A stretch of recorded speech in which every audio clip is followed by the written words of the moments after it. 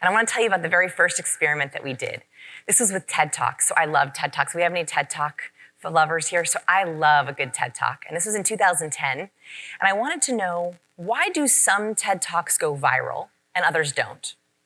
All TED Talkers are smart, have a good idea. They're all brought onto stage. But some TED Talks have a couple thousand views, whereas others have 20 to 40 million. I wondered why.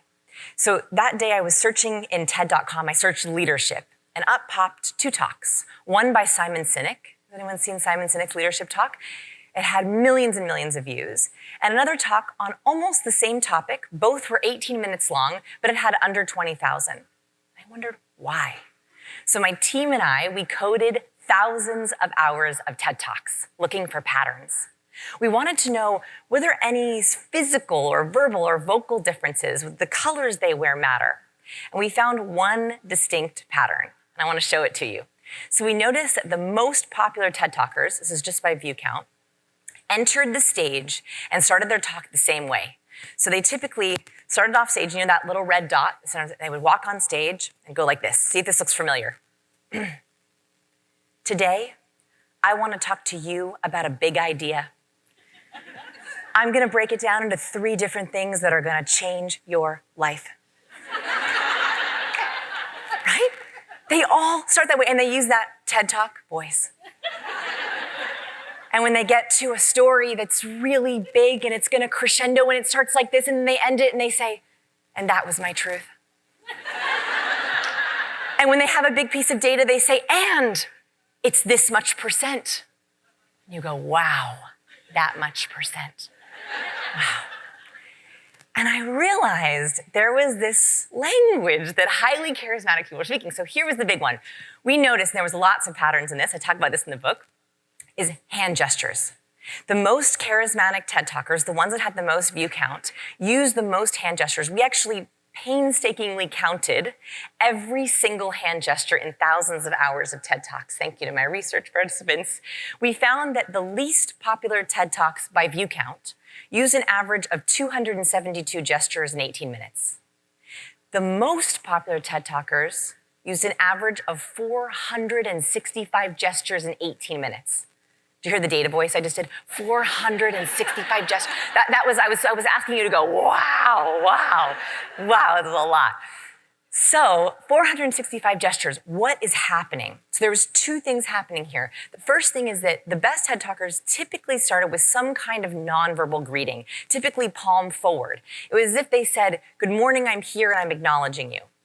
And when I looked into the research in this is actually really interesting that when we can't see someone's hands, so I just put my hands behind my back, and I just did something kind of mean to your brain.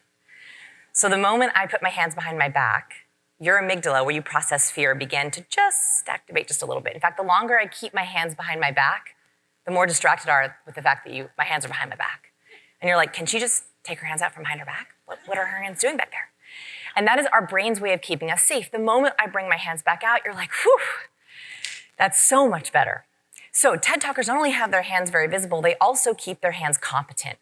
They're basically saying, I know my content so well that I can speak to you on 2 tracks.